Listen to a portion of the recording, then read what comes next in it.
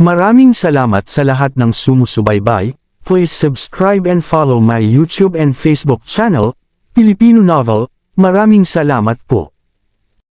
Kabanata 2671. Nang bumalik si Sherman sa kanyang katinuan, agad niyang pinalakpak ang kanyang mga kamay at nagpalakpak. Hahaha, karapat-dapat kang maging alagad ng sagradong lupain. Ang panunood ng kompetisyon na ito ay nagpapasaya sa akin. Habang tumatawa si Sherman, ang mga tao sa lugar ay sumabog sa mga bulungan.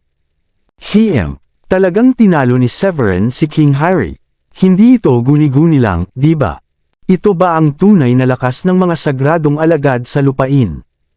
Ang mga sigaw ay kumalat sa bulwagan, at hindi mabilang na mga tao ang nagulat. Lalo na ang tatlong magkakapatid na si King Ian at ang natitira, na nakaupo sa unang hilera. Ang kanilang mga mata ay lumaki sa sandaling ito, at ang kanilang mga mukha ay puno ng kawalan ng paniniwala. Bagaman ang antas ng paglilinang ni Harry ay hindi ang pinakamalakas sa apat na mga prinsipe, ang kanyang pisikal na lakas ay hindi maaaring maliitin. Ang mga cultivator sa parehong kaharian ay hindi kalaban ni Harry. Hindi sa banggitin si Severin, isang maliit na ikapitong antas na Royal Paragon. Gayunpaman, ngayon, nakumpleto na ni Severin ang pakikipaglaban sa mga mas mataas na antas at tinalo ang Supreme Paragon. Paano hindi ito makabigla kina Ian at ang iba pa?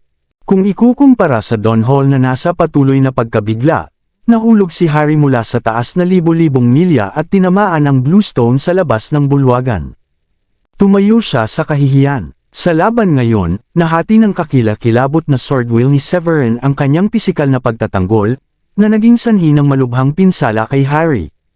Sa kabutihang palad, ang kanyang reaksyon ay sapat na mabilis at nakaiwas. Tumayo si Harry mula sa hukay.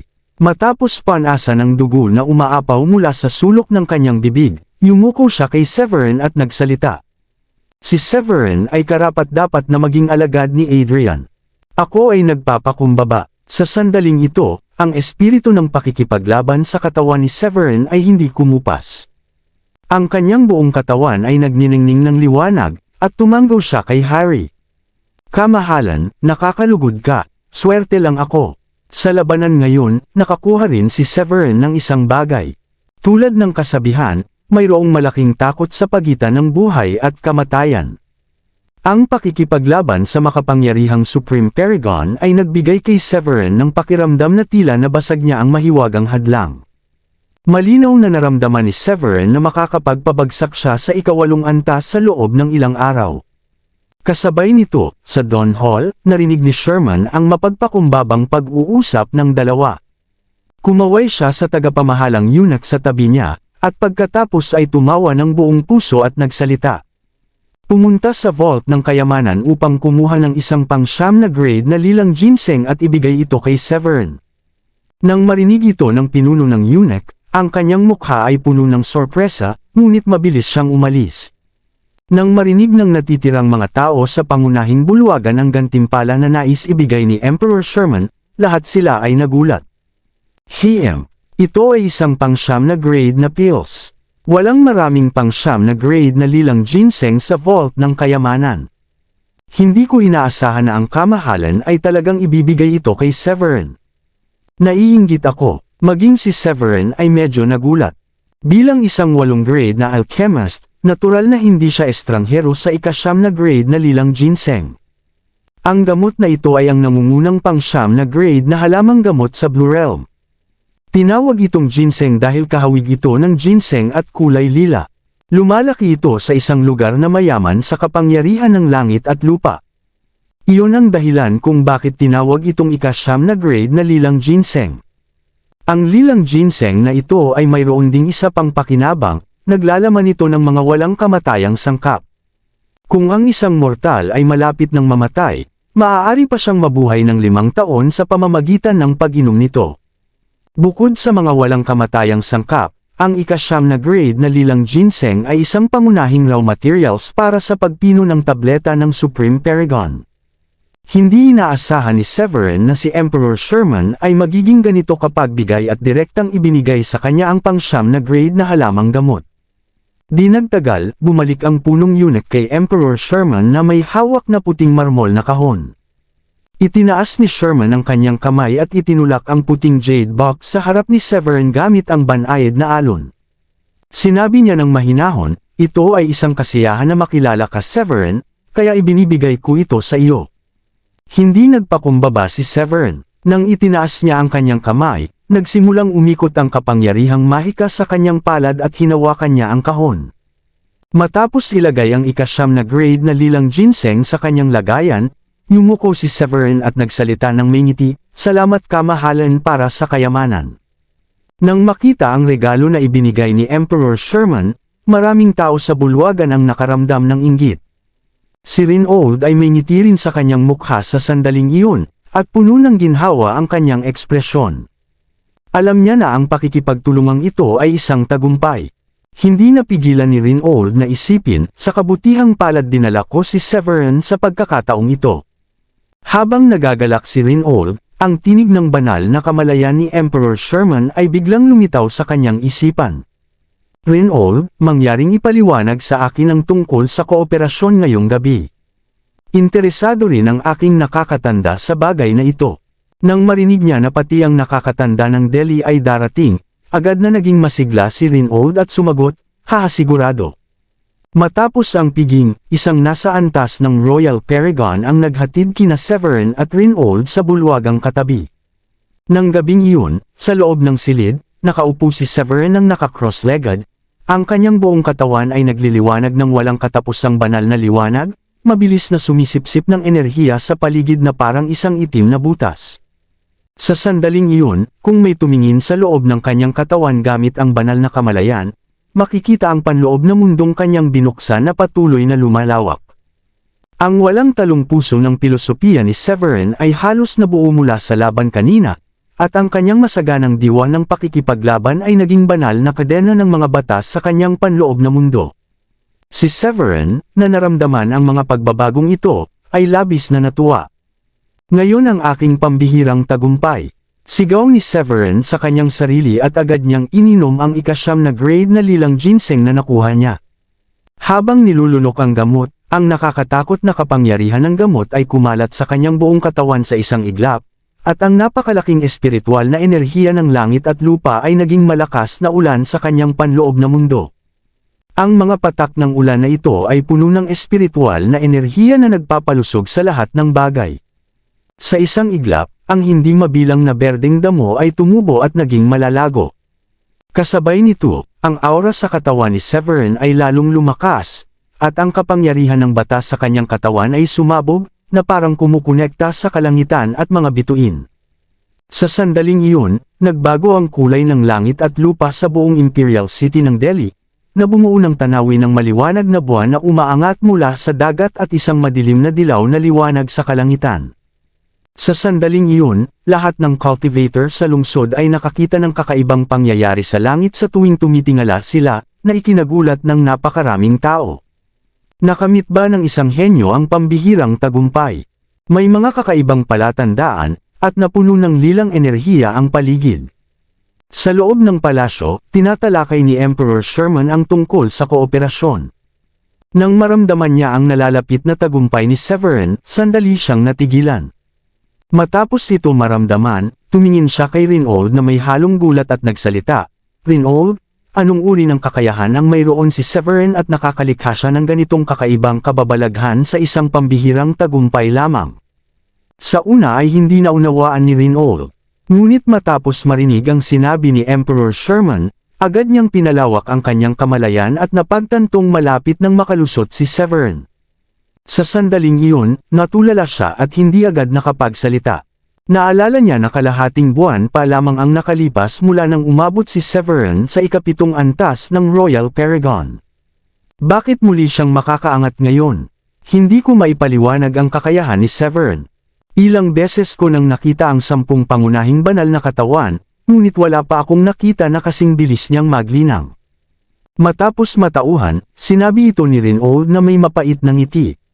Nais pang magtanong ni Emperor Sherman, ngunit sa sandaling iyon, biglang lumitaw ang isang daanang walang laman sa bulwagan. Kasunod nito, isang matandang lalaking may pilak na buhok at nakasuot ng maliwanag na dilaw na balabal na may disenyo ng dragon ang lumitaw sa harap nilang dalawa. Matapos makita ang bisita, agad na tumayo si Emperor Sherman at bumati. Elder, nang makita ito ni Rinold, yumuko rin siya at nagsalita, "Nakilala ko si Grand Emperor Gildan."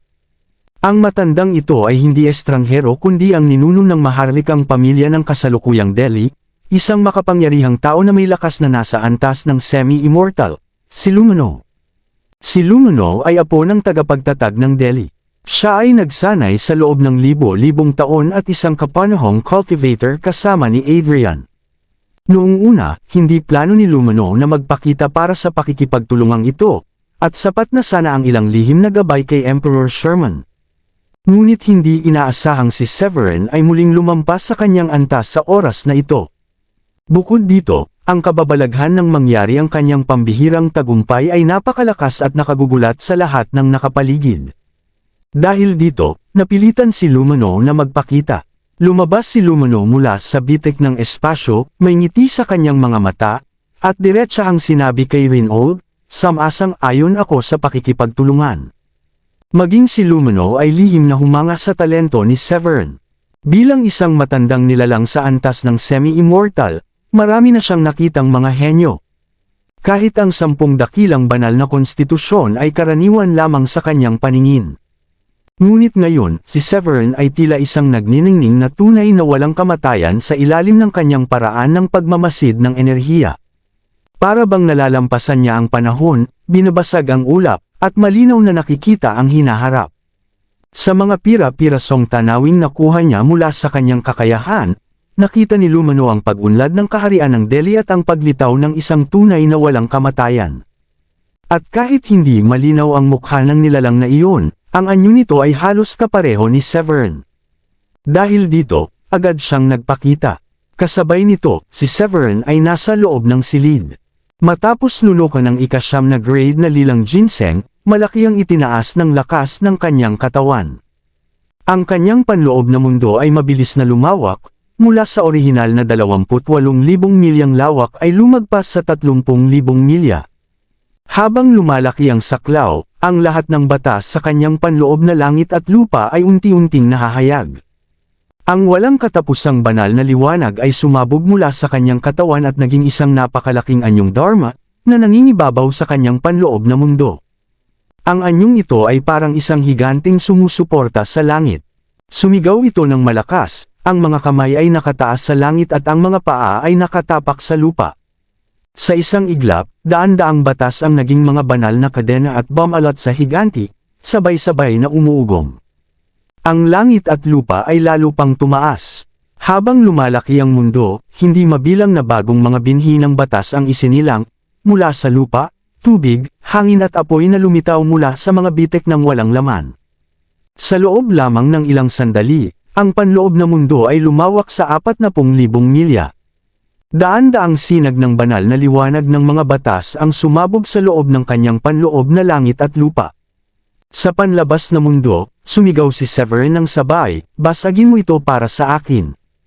Sa sandaling matapos niyang magsalita, ang aura sa kanyang katawan ay mabilis na tumaas at agad na binasag ang hadlang ng ika-7 antas ng Royal Paragon. Isang malakas na kulog ang umalangaw sa kalangitan sa ibabaw ng Delhi, at ang aura ng ika-8 antas ng Royal Paragon ay sumirit paitaas, diretso sa kalangitan. Sa isang iglap, naganap ang kakaibang pangyayari. Ang lilang enerhiya ay umabot sa 30,000 milya, at ang kalangitan ay naging tila isang tabing ng itim at dilaw. Halos kalahati ng bansa ang nakakita ng kakaibang tanawin sa langit, at maraming tao ang nagsalita tungkol dito. Sa loob ng silid, matapos makapasok si Severin sa ika-8 antas ng Royal Paragon, kinontrol ng kanyang kamalayan ang higanti sa kanyang katawan upang pag-isahin ang lupa, tubig, hangin at apoy. Pinakilos niya ang mga batas na nasa anyo ng banal na kadena sa paligid niya, at ginawa itong mga pundasyong nagpapalakas sa kanyang panloob na mundo. Ang kanyang panlabas na katawan ay unti-unting naging kalmado, at hindi mabilang na kapangyarihan ng langit at lupa ang pumasok sa kanyang katawan. Matapos gawin ang lahat ng ito, dahan-dahang binuksan ni Severin ang kanyang mga mata at huminga ng malalim. Phew! Tulad ng inaasahan, sa pamamagitan lamang ng pagsasanay sa mga labanan ng buhay at kamatayan maaaring maunawaan ang tunay na kahulugan ng buhay. Ang pambihirang tagumpay na ito ay parehong inaasahan at lampas sa inaasahan ni Severin. Noong una niyang pinili ang landas ng pagiging walang kapantay sa Enchanted Peak, layunin niyang hubugin ang isang matatag na puso ng pilosopiya. Tinansya niya na aabutin ng hindi bababa sa isang buwan bago siya muling makalusot. Ngunit hindi niya inaasahan na ang labanan ngayon ang magpapatatag sa kanyang puso na parang bato at magbibigay sa kanya ng tagumpay. Ang hindi inaasahang kagalakan na ito ay nagpabuntong hininga kay Severin. Tunay nga, ang pinakamahusay na paraan upang makalusot ay ang pagharap sa matinding panganib sa pagitan ng buhay at kamatayan. Puno ng kasiyahan, agad niyang ginamit ang kanyang banal na kamalayan upang silipin ang kanyang panloob na mundo. Matapos ang tagumpay na ito, ang saklaw ng kanyang panloob na langit at lupa ay umabot sa 40,000 milya, na hindi bababa sa lawak ng South Sky. Bukod dito, ang masaganang espiritual na enerhiya sa loob nito ay patuloy na lumalago at tumitibay sa bawat paghinga niya. Ang mundong ito ay halos katulad ng panlabas na mundo, maliban na wala pa itong buhay. Sa ganitong bilis, kapag naabot ko ang antas ng semi-immortal, maaari kong subukang lumikha ng buhay at gawing isang tunay na mundo na maihahambing sa Blue Realm. Habang iniisip ito ni Severin, patuloy niyang inaayos ang kanyang paghinga at pinatatatag ang kanyang antas. Sa sandaling iyon, isang banayad na tinig ang biglang lumitaw sa kanyang isipan. Aking munting kaibigan, kung wala kang tutol, pumunta ka sa maliwanag na palasyo at mag-usap tayo. Sandaling natigilan si Severin nang marinig ito. Alam niyang sina Reynold at Emperor Sherman ay nasa palasyo upang talakayin ang pakikipagtulungan. Ang tinig na tumawag sa kanya ay may dalang marangel na kapangyarihan ng langit at lupa. Agad niyang naisip na ang nagsasalita ay isang makapangyarihang matanda mula sa maharlikang pamilya ng Delhi. Matapos mag-isip sandali, agad na tumayo si Severin. Sa susunod na sandali, ang espasyo sa paligid niya ay kumilos at siya ay nawala. Kasabay nito, sa maliwanag at kahanga-hangang palasyo, lumitaw si Severin habang kumikilos ang walang laman na espasyo. Pagdating niya, narinig niya ang isang papuri. Haha, ikaw ay isang alagad ni Adrian. Ang kanyang mga nagawa sa batas ng espasyo ay walang kapantay. Tumingin si Severin sa direksyon ng tinig. Nakita niya ang isang matandang may puting buhok na may payak na aura, na nakangiti habang nakatingin sa kanya. Sa tabi nito ay sina Reynold at Emperor Sherman. Nang makita ito, yumuko si Severin. Pagbati, mabuti, tama nga. Sa loob lamang ng 30 taon, narating na niya ang antas na ito. Kahit ako ay naiinggit kay Adrian. Ang mga mata ni Lumino ay nagningning na parang apoy. Agad niyang nakita ang edad ni Severin gamit ang kanyang kakayahan. Nang marinig ito ni Emperor Sherman, napailing siya at tumingin kay Lumino nang may gulat. Siya ay nagsanay lamang sa loob ng 30 taon. Akala ni Sherman na si Severin ay napakahusay kaya marahil ay nagsanay na ito ng 70 o 80 taon. Mula sa kaharian ng enerhiya hanggang sa kasalukuyang antas ng Royal Paragon, nalampasan niya ang 7 o 8 pangunahing antas. Kahit ang mga henyo ng 10 dakilang banal na konstitusyon ay hindi maaabot ang antas ni Severin kahit magsimula pa sila sa murang edad. Halimbawa na lamang ang anak ni Sherman na si Elry, ang panganay na prinsipe. Ipinanganak siyang may banal na katawan ng pakikipaglaban at kabilang sa 10 dakilang konstitusyon. Ngunit ngayon, siya ay nasa 5 antas pa lamang ng Royal Paragon. Bagaman hindi malayo ang agwat ng kanilang mga antas, napakalaki ng pagkakaiba sa kanilang lakas sa labanan. Si Severin ay kayang talunin ng mga Supreme Paragon kahit palampasan ng mga antas. Kabanata 2675. Inunat ni Severin ang kanyang braso at kumaway ang kanyang kamay, na nakangiti ng may hiya nang marinig ang mga papuri. Mabait ka, isang malaking pagpapala para sa akin na makarating sa iyong lugar. Umupo si Severin ng tuwid at nagsalita ng may ngiti. Nang marinig ito, tumangala si Emperor Sherman at may bahagyang inggit sa kanyang mukha.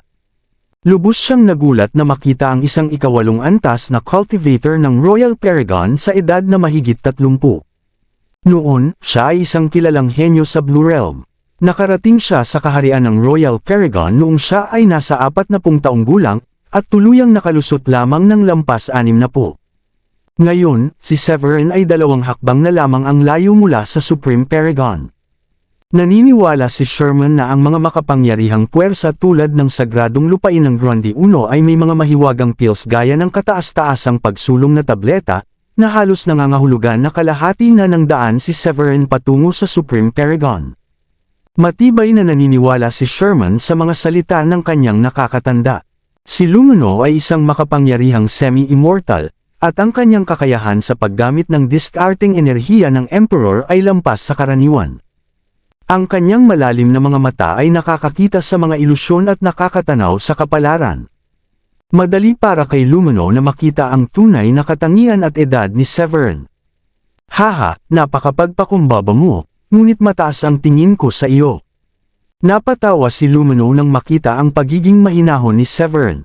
Ang makita mismo ang kakayahan ni Severin ay lalong nagpatibay sa kanyang pasya tungkol sa pakikipagtulungan.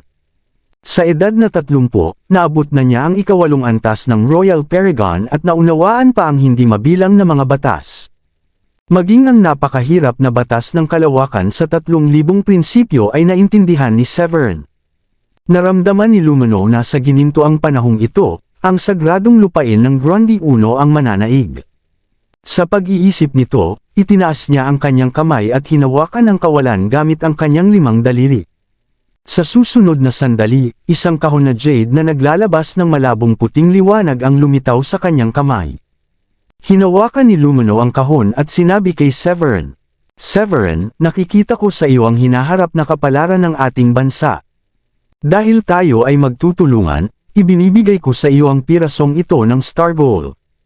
Umaasa ako na makapagsisimula ka sa landas patungo sa kawalang kamatayan." Matapos magsalita, marahang hinawakan ni Lumino ang kahon at dahan-daang bumukas ang takip. Agad na sumiklab ang gininto ang banal na liwanag na umabot sa kalangitan at nagliwanag sa buong palasyo.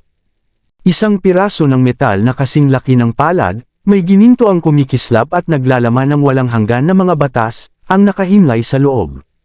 May mga anyo ng dragon at tigre na umiikot dito, at ang mar-angel na aura ay agad na kumalat sa ilang milya.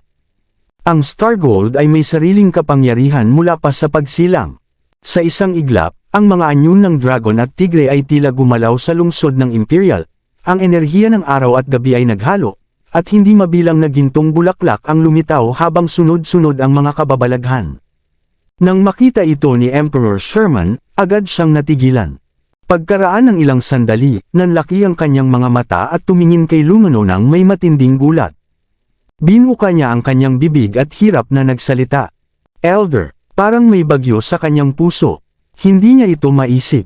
Kahit pinahahalagahan ng nakakatanda si Severin, hindi niya inaasahang ibibigay nito ang Star Gold. Ito na ang nag-iisang natitirang Star Gold sa Delhi at isang mahalagang material para sa paggawa ng banal na sandata. Ang bawat piraso ng Star Gold sa Blue Realm ay sapat upang mainggit kahit ang mga nasa ika-9 na antas ng Supreme Paragon. Hindi lamang si Sherman ang nagulat. Maging si Severin na nasa tabi ay nabigla at hindi makapaniwala.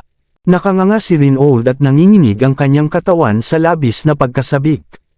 Ito ang Star Gold. Ito ay isang kayamanan para sa pagpino ng metal na banal na sandata at mga walang kamatayang armas. Hindi lamang para sa isang ika-9 na antas na Supreme Paragon tulad niya, kahit isang karaniwang semi-immortal na kaluluwa ay maaaring pumatay para dito. Hindi inaasahan ni Rinold na handang ibigay ni Lumino ang Star Gold kay Severin. Matapos makabawi si Severin mula sa pagkagulat, agad siyang tumayo, naging matatag ang kanyang mga mata. Yumuko siya at nagsalita, "Grand Emperor Gildan, ito ay masyadong mahalaga, mangyaring huwag."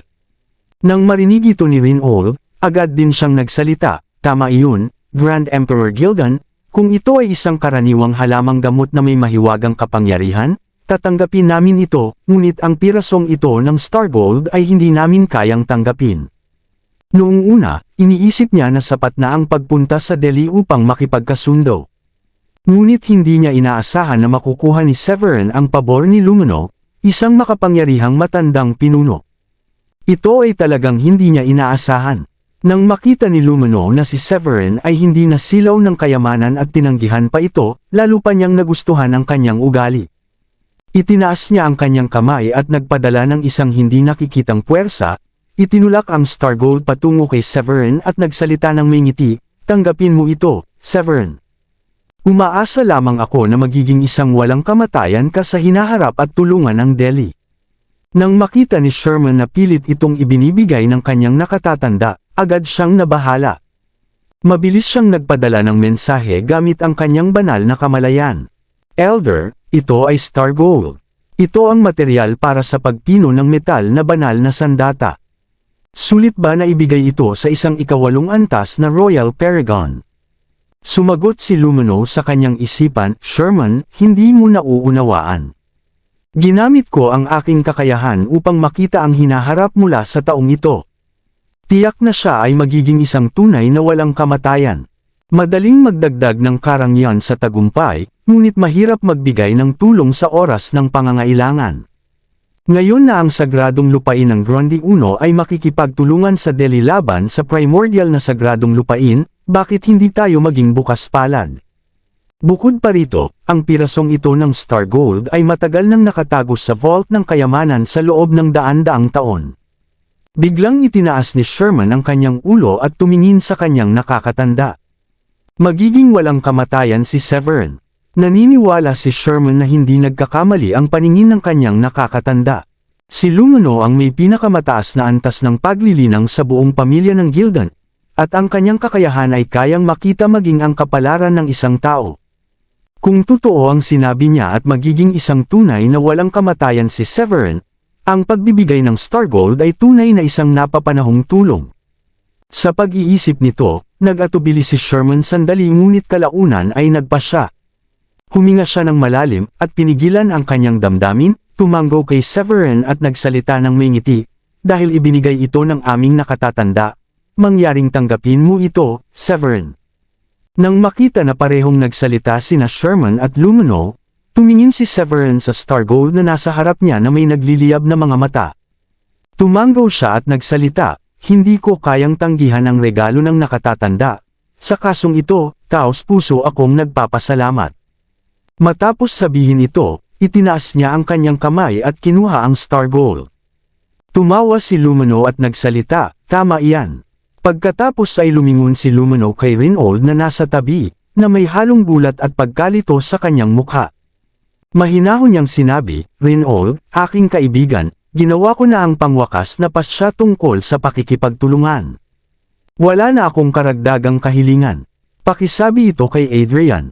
Nang marinig ito, nagulat si Rinold at saka bumalik sa kanyang katinoan. Tumanggo siya at nagsalita, "Salamat nakatatanda. Tiyak na ipaaabot ko ang balitang ito sa aking nakatatanda." Tumanggo si Lumino at sa susunod na sandali ay naglaho ang kanyang anyo. Nang umalis ang nakatatanda, tumingin si Emperor Sherman kay Severin nang may mahinang tingin, na may hindi maitago na inggit sa kanyang mga mata. Bagaman siya ang emperador ng Delhi at may antas na ikasyam na antas ng Supreme Paragon at may sariling banal na sandata, ang Star Gold ay nananatiling napakahalaga. Kung hindi niya ito iiwan sa vault ng kayamanan upang matabunan ng alikabok sa loob ng daan-daang taon. Madaling araw, matapos talakayin ang iba't ibang detalyadong plano, lumakad si Rinold mula sa maliwanag na palasyo kasama si Severin. Naalala niya ang nangyari sa palasyo kanina at nakaramdam ng inggit. "Severin, napakaswerte mo, kahit ako ay naiinggit sa iyo." Sinabi ito ni Rinold na may halong biro. Ang halaga ng Star Gold ay hindi maihahambing sa karaniwang banal na kayamanan. Sa pag-iisip na daan-daang taon na mula nang maabot ni Rinold ang ikasyam na antas ng Supreme Paragon at hindi pa rin niya nakagagamit ang metal na banal na sandata. Samantalang si Severin ay may hawak na talim ng Loren Divine at ngayon ay pinaburan pa ng nakatatanda ng maharlikang pamilya ng Delhi at binigyan ng Star Gold. Napuno ng damdamin si Rinold mula sa kaibuturan ng kanyang puso. Napakaganda ng kapalaran ni Severin. Nang makita ang inggit ni Rinold, bahagyang ngumiti si Severin at nagsalita. Elder Rinol, nagulat din ako tulad mo. Hindi ko rin maintindihan kung bakit ako pinahahalagahan ng Grand Emperor. Hindi talaga maunawaan ni Severin ang ginawa ni Lumano. Ngunit alam niyang may malaking utang na loob siya sa Delhi.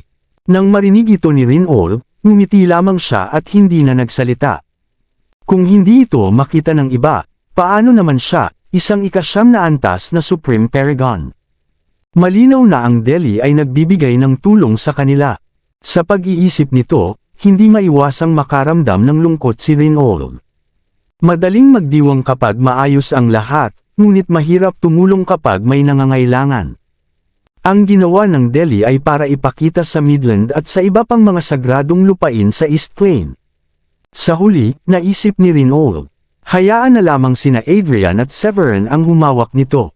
Pagkatapos ay inihatid niya si Severin pabalik sa bulwagan sa gilid ng Dawn Hall. Pagbalik sa silid, hawak ni Rinol ang isang tasa ng espiritual na tsaa at marahang nagsalita. Natapos na natin ang ating misyon sa Delhi.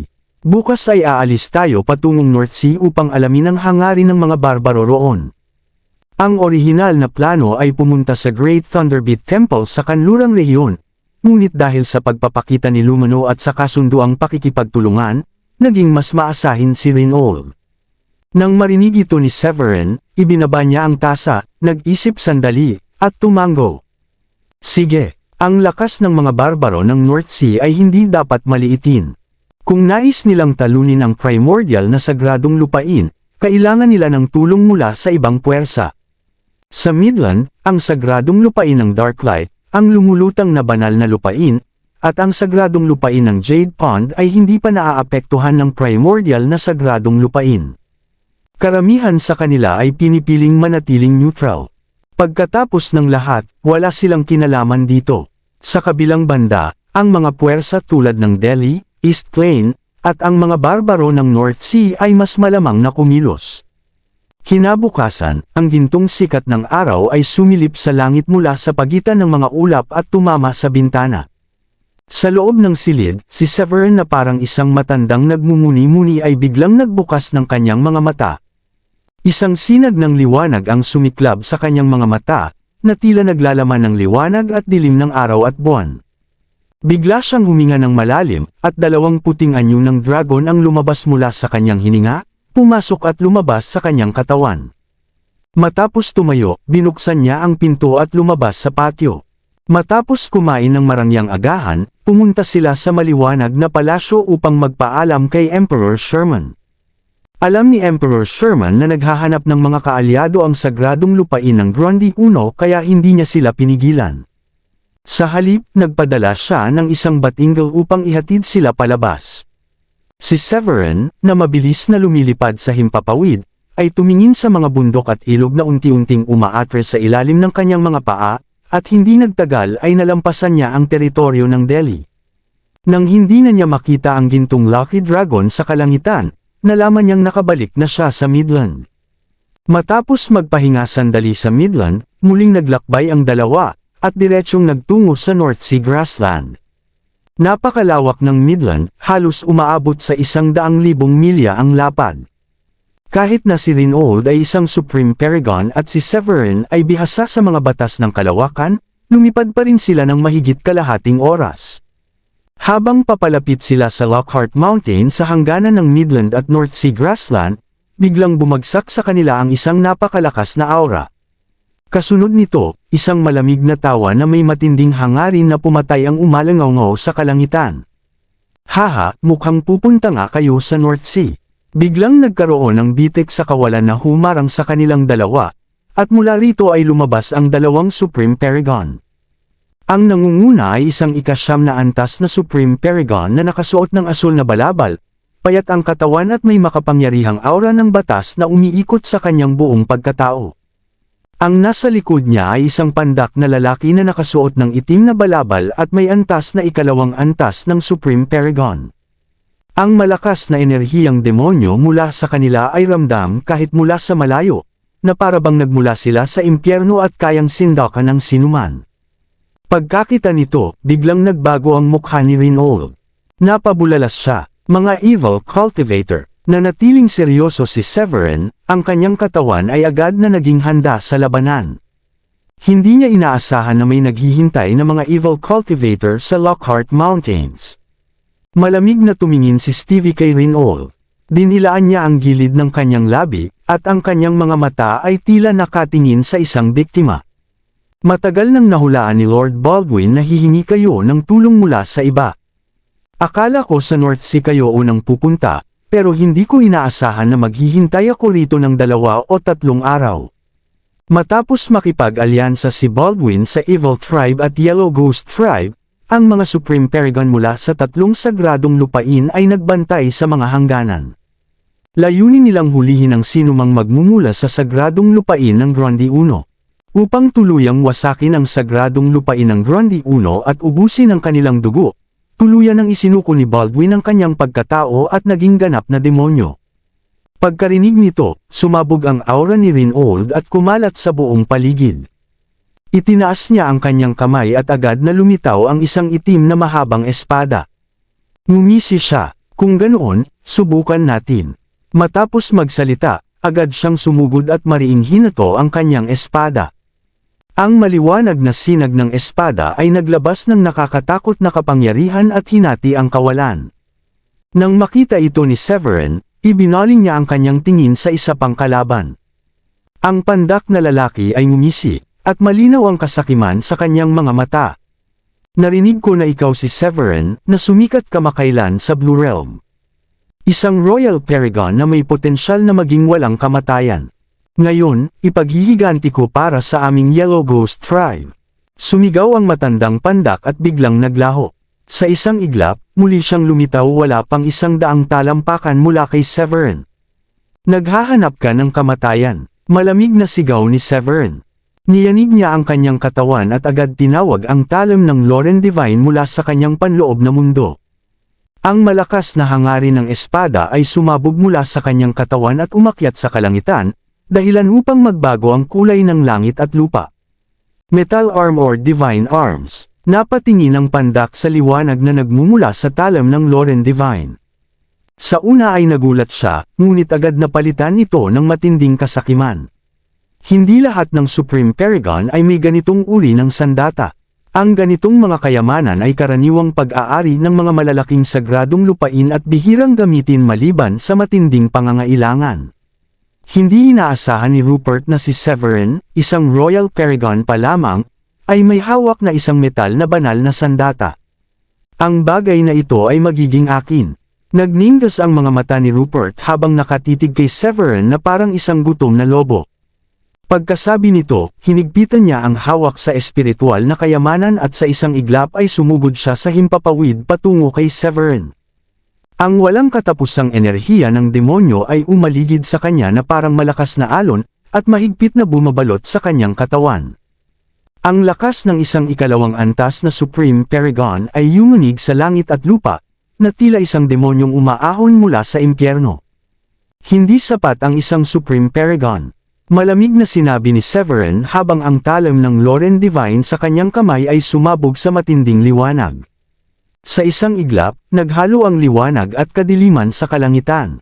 Ang enerhiya ng langit at lupa ay bumuhos pababa, at ang kapangyarihan ng Heptagold ay sumibol.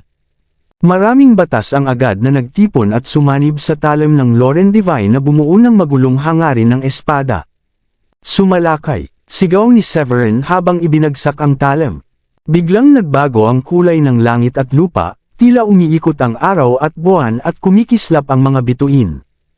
Isang nakakatakot na hangarin ng espada ang sumirit sa kalangitan, na parang sinag ng liwanag na pumupunit sa kadiliman. Ang gintong liwanag ay naging isang matinding sinag ng espada na hinati ang espasyo at dumiretso kay Rupert. Nang makita ito, biglang naramdaman ni Rupert na parang may mabangis na halimaw na nagkukulong sa kanya. Nangilabot ang kanyang anit at tumayo ang balahibo sa kanyang katawan.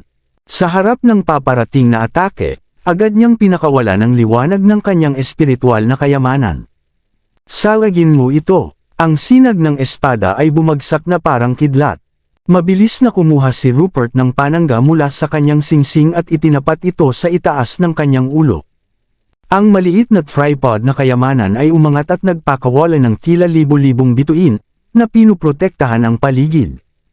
Ang sinag ng espada ay patuloy na humiwas sa espasyo habang papalapit, dala ang nakakatakot na kapangyarihan. Walang malakas na pagsabog, tanging tunog ng pagbasag ang narinig. Ang panangga ni Rupert ay nagkaroon ng maraming bitik. Sa loob lamang ng ilang segundo, ito ay tuluyang nadurog at naglaho. Ang natitirang lakas ng espada ay hindi huminto at muling tumama kay Rupert. Sa halip na mataranta, mahinahon siyang nagsalita. Hindi nakapagtataka na napatay mo ang 4 na Saintmen sa lihim na kaharian ng silangang dagat. Bilang isang Supreme Paragon, malalim ang kanyang pagkaunawa sa espasyo at kapangyarihan. Hindi basta-basta ang ganitong antas. Pagkasabi nito, itinaas niya ang kanyang kamay. Ang kapangyarihan ng langit at lupa sa loob ng daan-daang milya ay agad na nagtipon sa kanyang palad, na bumuo ng isang napakalaking kamay sa kalangitan. Ang palad ay nagningning ng banal na liwanag at naglalaman ng matinding puwersa ng pagkawasak. Ikinuyong niya ang kanyang kamay at sinunggaban ang paparating na aura ng espada. Agad nitong nahawakan ang sinag at dinurog ito. Gusto kong makita kung anong lihim ang taglay mo. Malamig niyang sinabi habang may mabangis na ngiti. Bagaman bago pa lamang sila nagkaharap, alam na ni Rupert ang ilang bahagi ng nakaraan ni Severin. Alam niyang nakakuha si Severin ng malaking pagkakataon sa Starry Sky Battlespace at napatay ang 4 na Saintmen sa silangang dagat. Ngunit sa paglitaw ng talim ng Loren Divine, lalo niyang naunawaan na hindi dapat maliitin si Severin. Kung karaniwang Royal Paragon lamang ito, madali niya itong matatalo. Ngunit si Severin ay mabilis na umangat sa ika-8 antas ng Royal Paragon at may hawak pang isang pambihirang banal na sandata. Isang bagay na kahit maraming ika-9 na antas na Supreme Paragon ay wala. Kabanata 2680. Bilang karagdagan sa pagiging isang walang kamatayan, tiningnan ni Rupert si Severin na parang nakakita siya ng isang bihirang kayamanan. Haha, lumapit ka na lang. Malamig na ngumiti si Severin. Ang titig ni Rupert, na puno ng sakam, ay naging hindi komportable sa kanya. Nang makita ang sword beam na madaling nadurog ng kalaban, nanginginig ang katawan ni Severin, at ang kakaibang nakasisindak na enerhiya ng talam ay nagmumula sa kanyang buong katawan. Hiwain. Habang sumisigaw siya, ang talam ng Loren Divine sa kanyang kamay ay naging isang sinag ng espada at nawala sa isang iglap. Kasabay nito, itinaas ni Severin ang kanyang kamay at buong katawan niyang hinigop ang enerhiya ng nakapaligid na langit at lupa. Sa susunod na sandali, ang kanyang hugis ay lumaki ng 100 beses, hanggang sa taas ng isang burol. Nang makita ito ni Rupert, bahagyang sumimangot siya, na may halong sorpresa sa kanyang mukha. Dharma Energy. Bilang isang Supreme Paragon mula sa Yellow Ghost Tribe, may malawak na kaalaman si Rupert tungkol sa mga nangungunang mahiwagang kapangyarihan ng mga pangunahing sagradong lupain. Alam niya ang halos lahat tungkol sa mga ito. Ang Dharma Energy ay ang pangwakas na mahiwagang kapangyarihan ng sagradong lupain ng Grundy 1. Nagulat si Rupert, ngunit hindi siya natigil sa mabilis na reaksyon. Humakbang siya sa puwang at sumigaw, "Halika!" Sa pagwika niya nito, ang nakapaligid na espiritual na enerhiya ay bumuhos sa kanyang katawan na parang isang malakas na agos, sanhi upang ang enerhiya ng demonyo sa paligid niya ay sumiklab, na sumasakop sa daan-daang milya sa isang iglap. Nang makita ni Severin ito, nagmamadali siya. Ang talam ng Loren Divine ay nasa ilalim ng kanyang kontrol at agad itong sumugod, bumagsak sa hangin 100 talampakan ang layo mula kay Rupert. Napakabilis ng pag-atake at agad na tumagos sa maliit na kalasag sa itaas ng ulo ni Rupert. Nagbago ng malaki ang mukha ni Rupert nang mapansin niya ito at mabilis siyang kumilos upang umiwas. Kahit na, pinutol ng matulis na talim ang kanyang braso nang tumagos ito sa depensa. Si Rupert, na may putol na braso, ay may mabagsik na ekspresyon, at galit na parang ligaw na leon. Sinulyapan niya si Severin at sumigaw, "Karapat-dapat kang mamatay." Itinaas niya ang natitirang kaliwang kamay at hinawakan ito sa kamao, patungo kay Severin. Ang walang katapusang enerhiya ng demonyo ay naging isang palad na kasing laki ng daan-daang milya, at sinampal niya ito ng walang kapantay na kapangyarihan. Sa kritikal na sandali, itinaas ni Severin ang kanyang kamay upang hampasin paalang, at ang kanyang dharma na katawan ay napuno ng walang katapusang banal na ilaw. Ang mga banal na ilaw ay nagdala ng special na enerhiya, at kapangyarihan ng mga bituin, at kapangyarihan ng 5 elemento. Nakaharap sa mga hindi kilalang kopya ng palad, itinaas ni Severin ang kanyang kamay at sumabog. Sa isang iglap, nagpakita ang kakaibang pag-ikot ng mga bituin at ang Milky Way ay nakabitin sa kalangitan. Kaagad pagkatapos, nagtipon ng infinite starlight sa kamao ni Severin at binura niya ito. Stellar Punch. 5 elemento. Pagputol ng espasyo. Hindi pinagaan ni Severin ang kanyang laban sa mga Supreme Paragon, lalo na sa isang cultivator tulad ni Rupert na ipinanganak sa landas ng demonyo. Itinaas niya ang kanyang mga kamay at paa, ginamit ang lahat ng uri ng top-notch na mahiwagang kapangyarihan, at dinala ang mabangis na galaw ng pagpatay.